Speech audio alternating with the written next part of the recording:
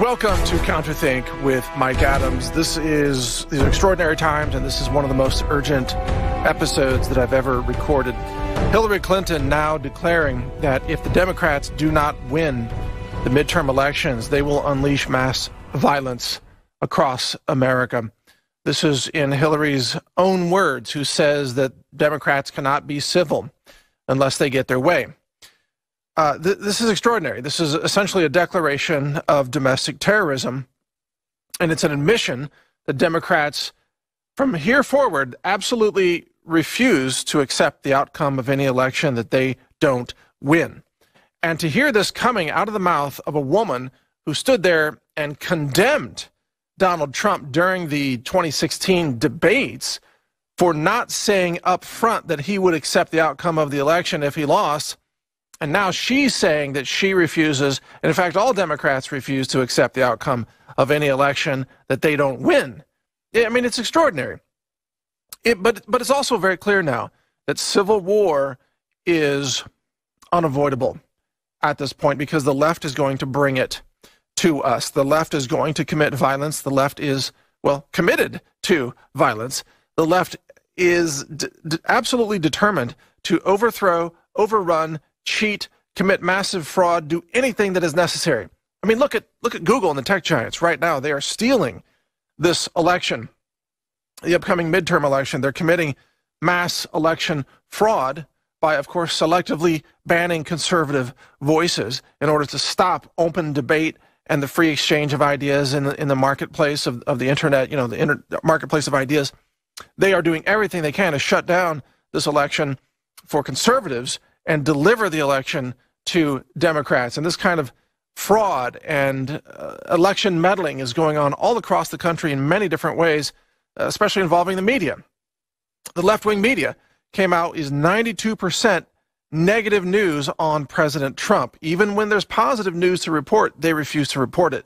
So you've got the media and the tech giants all conspiring against America, against freedom of speech, against truth and transparency in public information. And then you've got Democrat leaders like Hillary Clinton coming along and saying that they are committed to violence.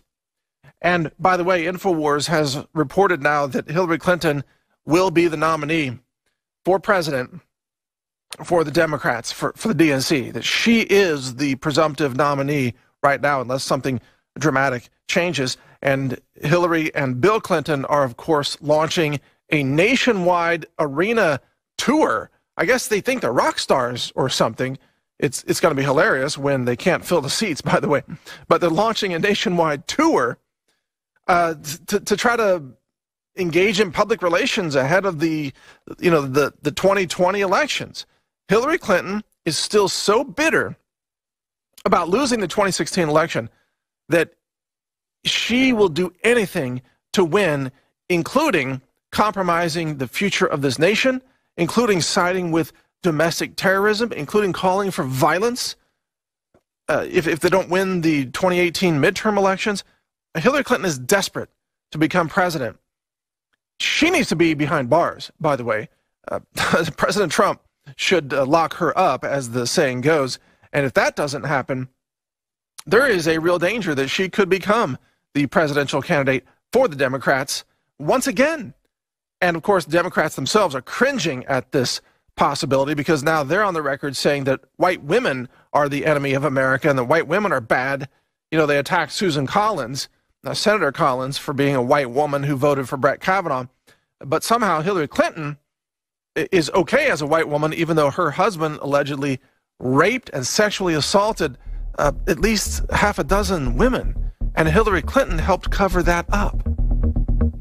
So I guess the Me Too movement doesn't count when your last name is Clinton. But she's going to try to run for president, and she's committed to violence if they don't win the 2018 midterms.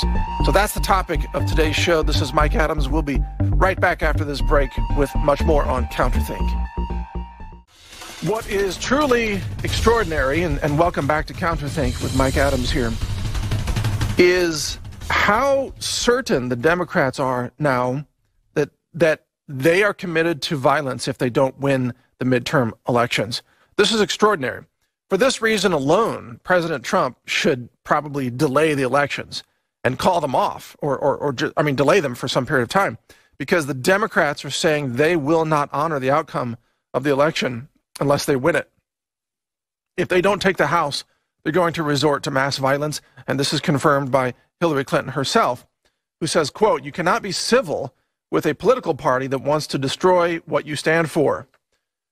That's her quote in a televised interview.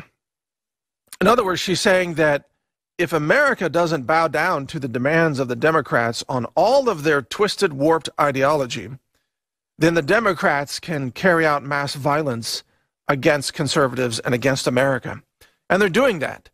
Look at what happened just the other day in Portland, Oregon, where that radical left-wing group of protesters who were not stopped by police, because the mayor of Portland and the chief of police, they are snowflake, crybaby, spineless, pathetic.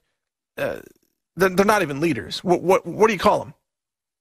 They're leftists, right? And they won't stop the violence. And this violent mob mobs cars and rushes up to them and starts screaming racial hatred, verbal assaults at this elderly white driver of a car. And then they try to trap his car. And when he tried to get away, they bashed his windows. They smashed his car. And then the Portland police are trying to charge him with daring to escape. I mean, this is what it has come to in left-wing cities like Portland, Oregon. I mean, I know I'm not the only American who believes that that guy had every right to hit the gas and drive his car out of that lunatic, violent mob, even if he thumps over a couple of them on the way out of there. You have a right to defend yourself.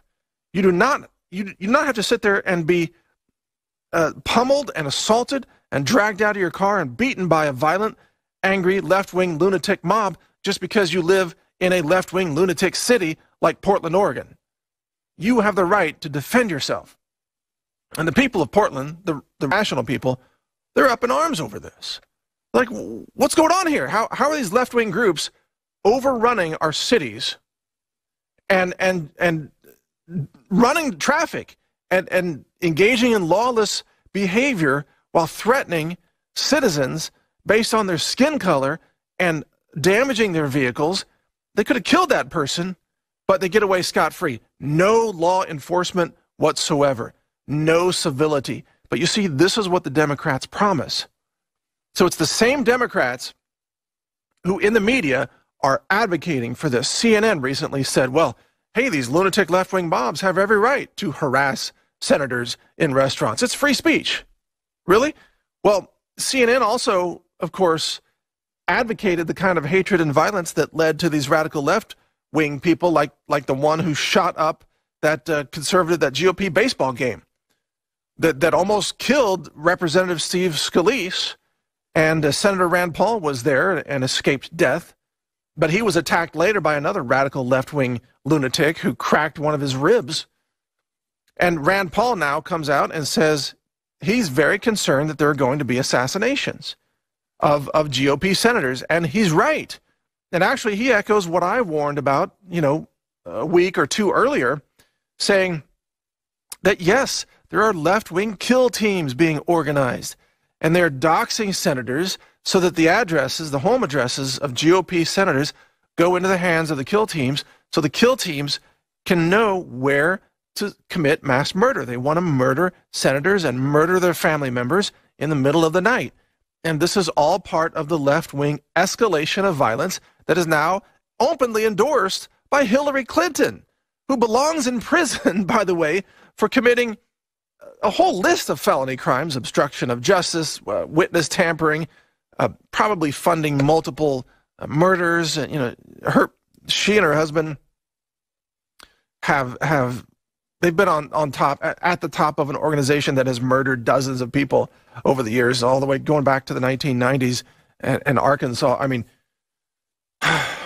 these people are dangerous, criminal, mafia, mob bosses, and somehow they stay out of prison. They never get prosecuted because James Comey at the FBI, also, of course, a treasonous traitor of America who belongs behind bars, he exonerated Hillary Clinton, even though she violated all these laws, even though she destroyed evidence, she obstructed justice. I mean, you talk about a felony criminal conspiracy. It's James Comey, it's Hillary Clinton, it's Robert Mueller, it's Peter Strzok, Andrew McCabe, John Brennan, the whole lot of them. Loretta Lynch, Barack Obama. And I could go on. And yet, these people, when they lose the election, what do? They commit massive felony crimes to try to overrule the president of the United States, President Trump. They try to overthrow democracy. But of course, if they had won the election, they would have said, well, the people have spoken.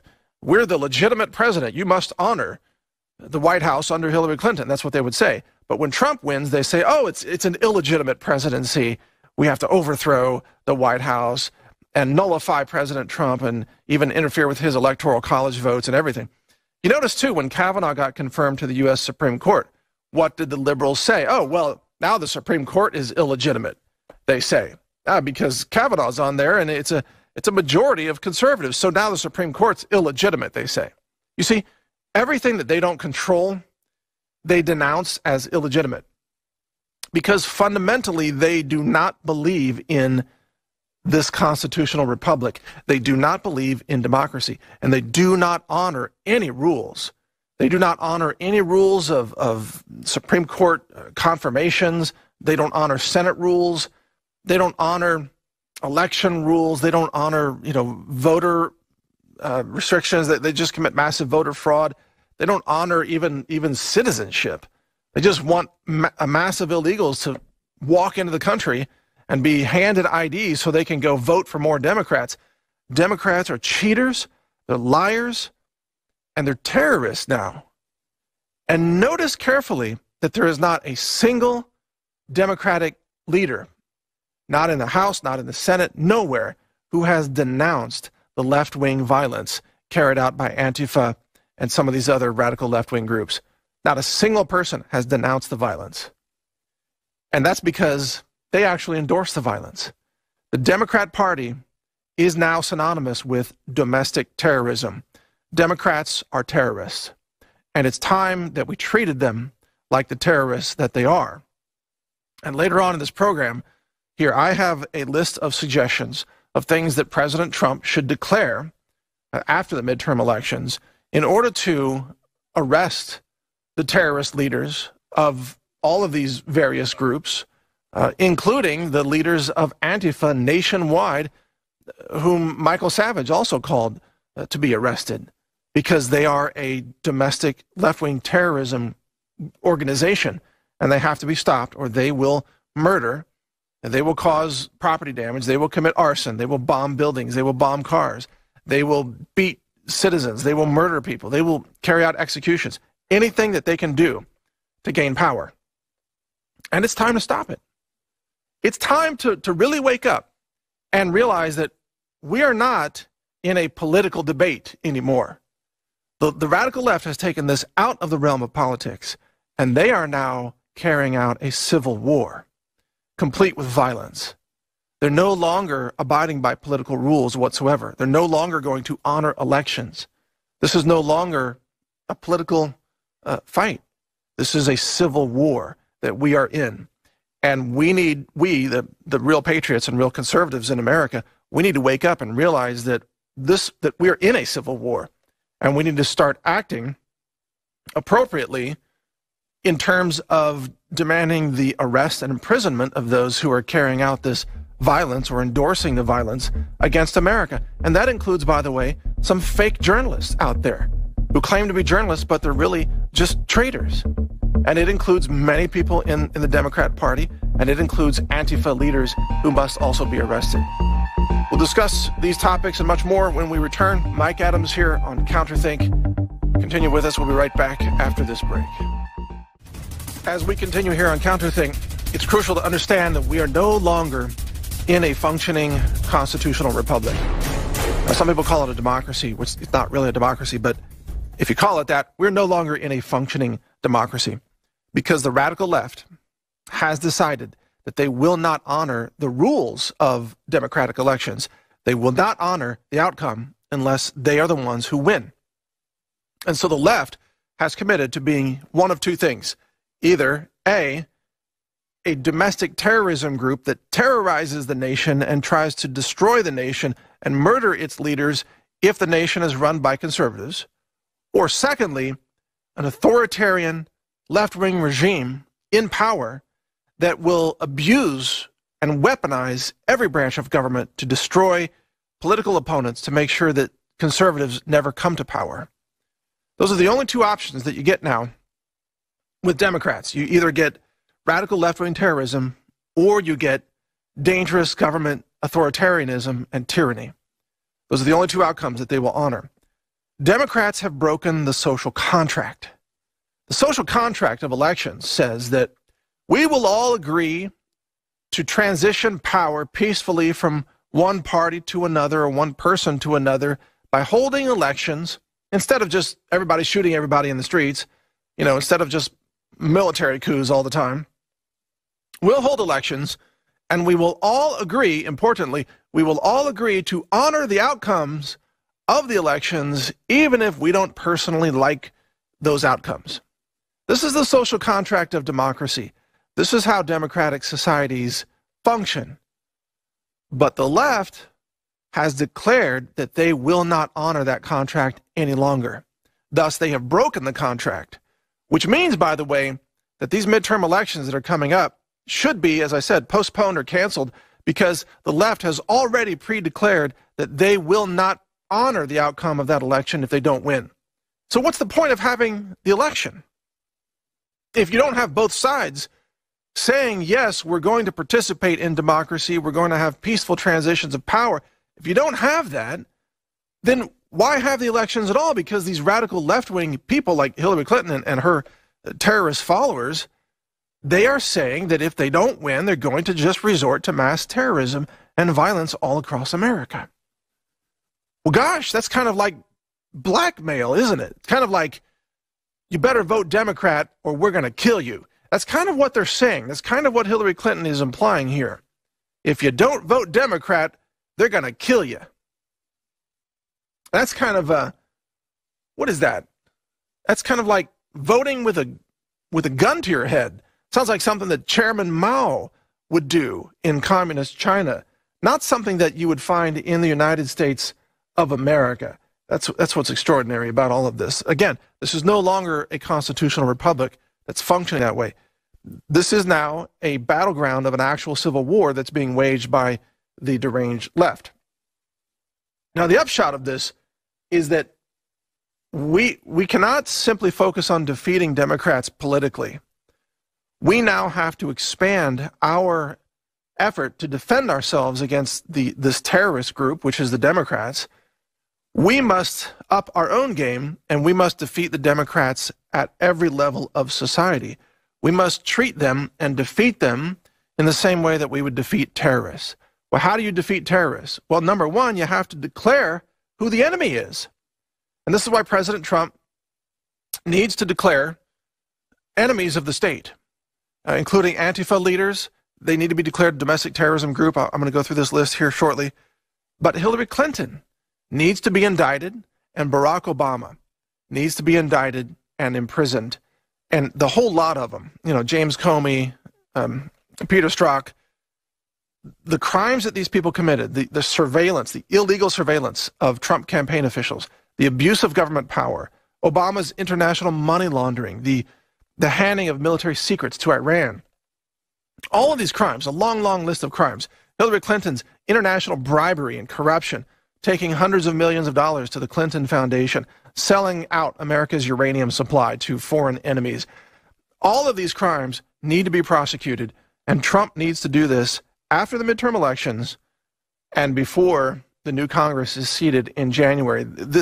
There needs to be a full-on effort to name the enemies of America. Naming the enemies is step one, because then you have to indict them, arrest them, prosecute them. This also must happen in America if we are to save our country. Because if the Democrats win the midterms and they take the House, they're going to impeach President Trump. Have no doubts about it, no hesitation. They're going to impeach Trump. And that will happen in 2019 after the new Congress takes the House. Between the election and January of 2019, Trump has a unique opportunity to demand the release of documents that would fully expose the deep state operations, documents that would reveal once and for all the deep criminality of the Spygate conspiracy, the scandal, the Russian hoax, all of it. And in fact, he must do that, because once that happens, he will not be able to be impeached without a massive, massive uproar. Maybe citizens, patriots flooding the streets. I don't know. Maybe in Washington.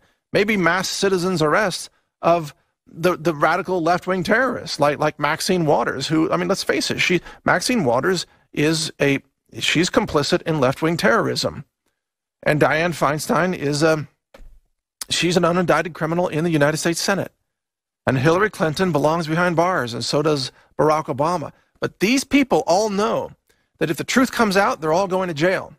Thus, they have nothing to lose, and they're willing to break the rules, to lie, to cheat, to commit fraud. They're willing to carry out violence, to endorse violence. They're willing to destroy America to save their own skin.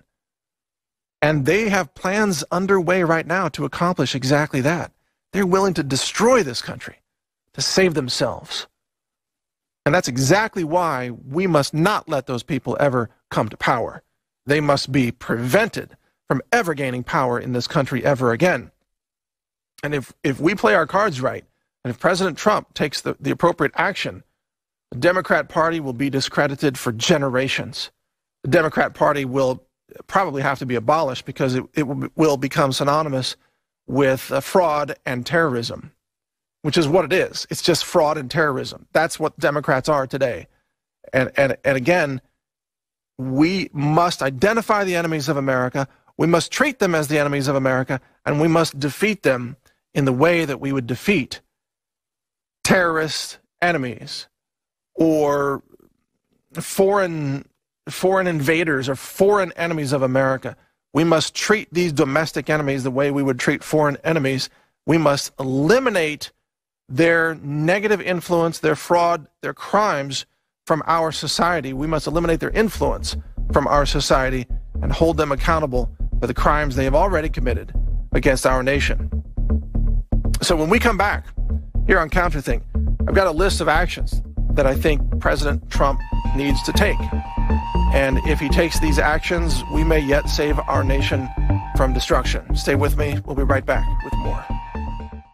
President Trump, in my view, needs to take some very important critical actions to protect America from the civil war that now seems inevitable because of the left's commitment to violence and their complete abandonment of the rule of law.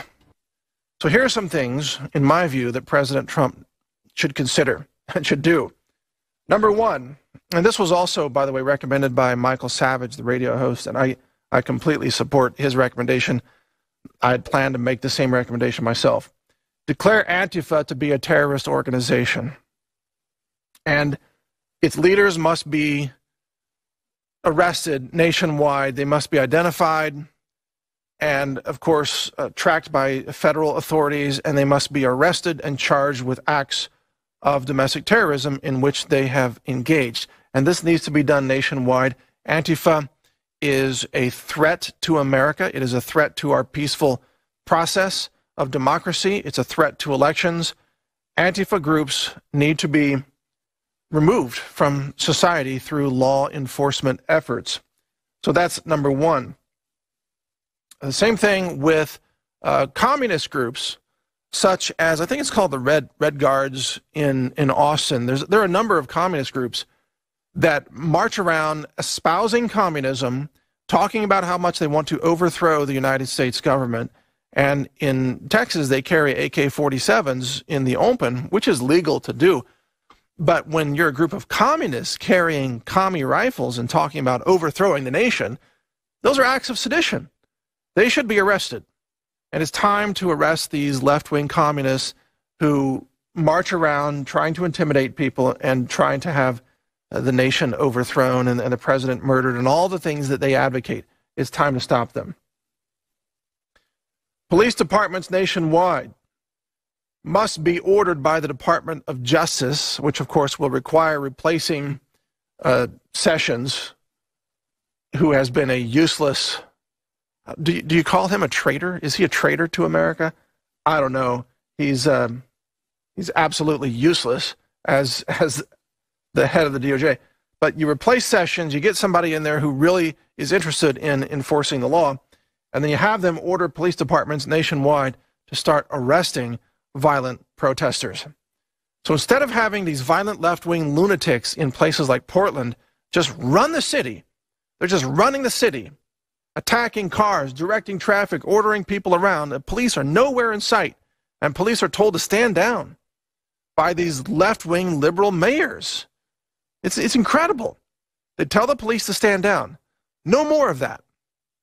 Nationwide, the police need to be told, go after them.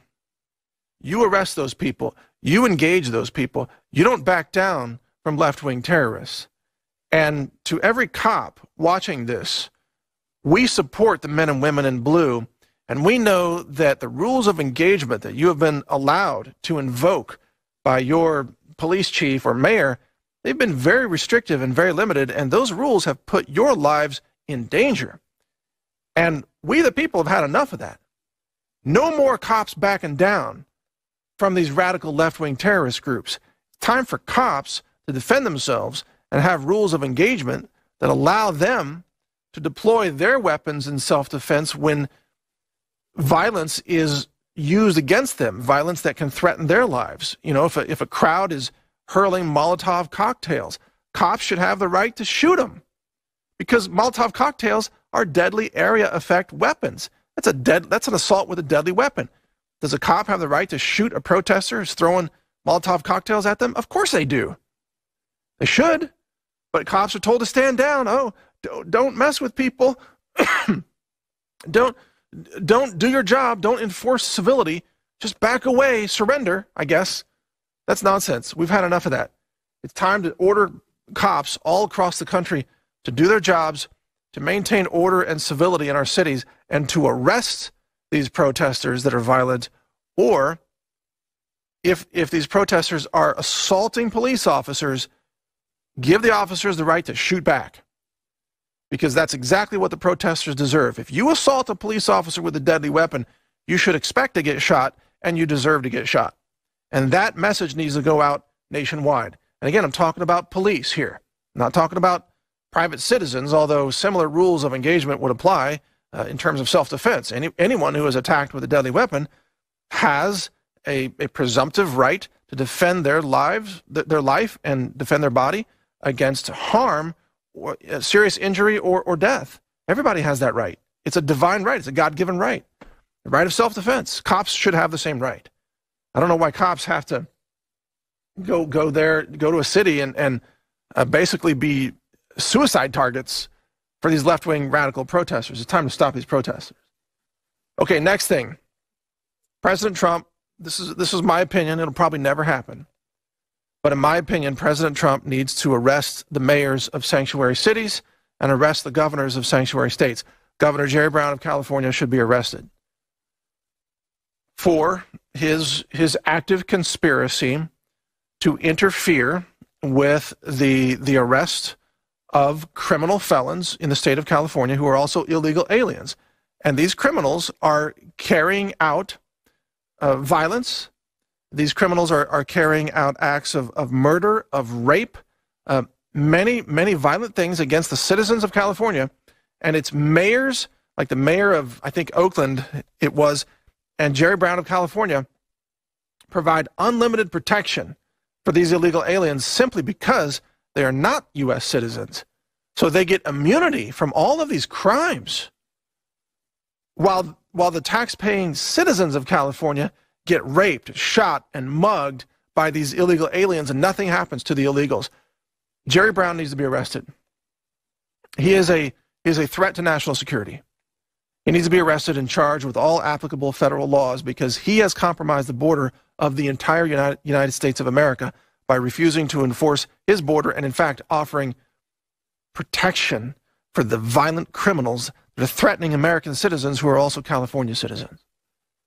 Jerry Brown must be stopped, and any mayor of any sanctuary city needs to be arrested, put in handcuffs, marched in front of the cameras, and charged with their role in aiding and abetting criminal felons. I mean, come on. If anybody else in America took in a criminal felon and shielded them from police, that would be a felony crime. To aid and abet a felon is a crime. Well, Jerry Brown's doing it. Well, so are the mayors of these other California cities. They're doing it every day. They should be arrested too, because they are just as guilty as a citizen aiding and abetting a felon. All right, here's another one. In my opinion, as the Civil War continues to escalate and the violence of the left becomes even worse, I think the president should consider deputizing in a limited way concealed carry permit holders nationwide to defend their communities against violent left-wing terrorists. Now, it doesn't mean that concealed carry holders would automatically become cops or sheriff's deputies, but rather to give them permission to halt violence by engaging violent attackers and violent left-wing, Antifa members. They need to be engaged by concealed carry holders in a way that concealed carry holders are immune to civil prosecution from those individuals that they happen to engage.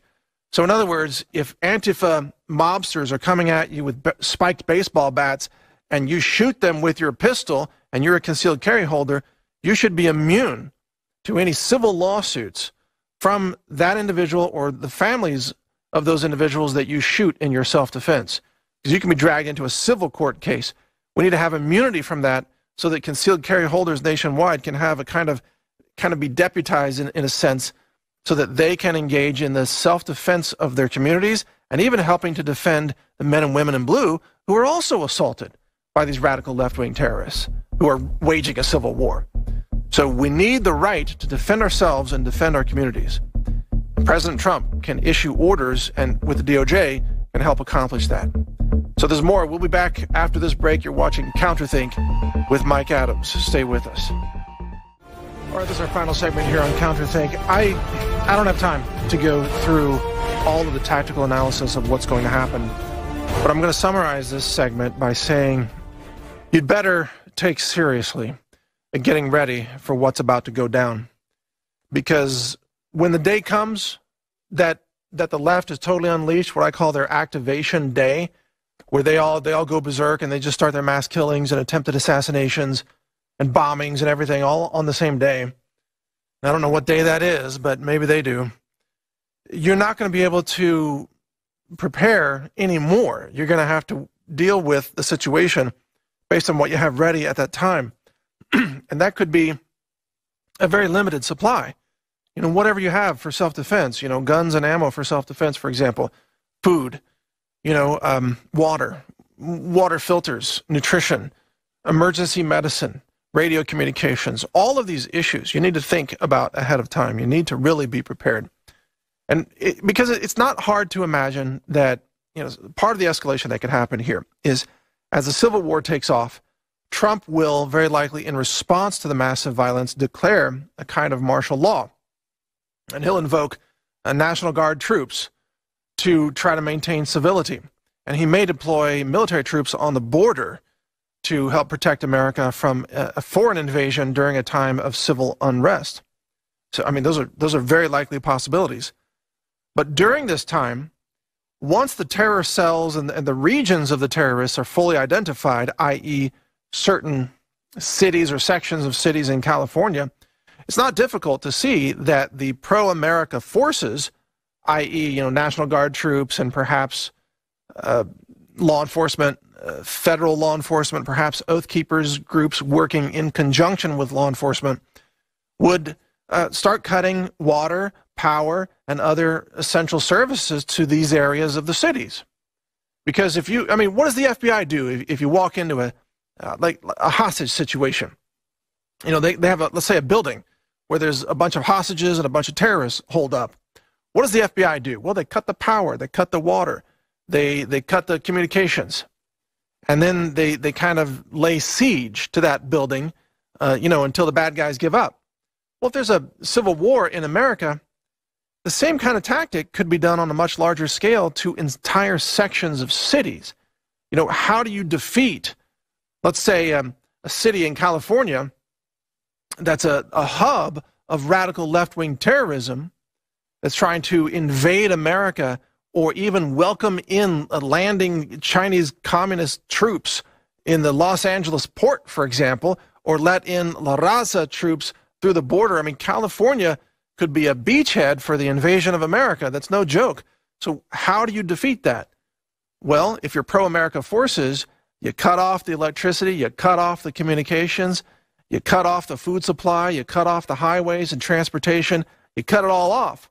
You isolate those cities. Now, if you happen to be stuck in one of those cities when that's happening, even if you're a patriot, you're going to suffer a lot of consequences because you're going to have to deal with local chaos, but you don't have, outside world help. You can't just order something and get it delivered by UPS, extra ammunition, for example. You got to work with what you have. And so this can happen. This is a fairly likely scenario if the midterms are not won by the Democrats, if the conservatives hold the House and the Senate, the Democrats are going to go insane, and they're going to unleash civil war. And that civil war will very quickly escalate, I believe, into scenarios like the one that I'm describing here. And don't forget, it was almost a year ago, maybe 10 months, that I was told that there would be former military contractors deployed in U.S. cities across America because the cities were going to be quarantined under a kind of martial law. That's what I was told.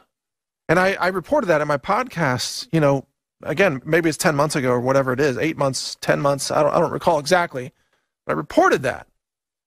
And now we know the situation that will cause that to happen, and that is the left deciding that they will not honor the outcomes of elections they don't win. They will not honor the social contract of our constitutional republic. They will not abide by any laws or any due process. They will, and they're showing it now, like in Portland, they will let left-wing radical terrorists just run rampant across their own cities. Portland will be overrun. Seattle will be overrun. San Francisco, Los Angeles, San Diego, probably many other cities, maybe Chicago for that matter, or I don't know, a lot of cities could be overrun.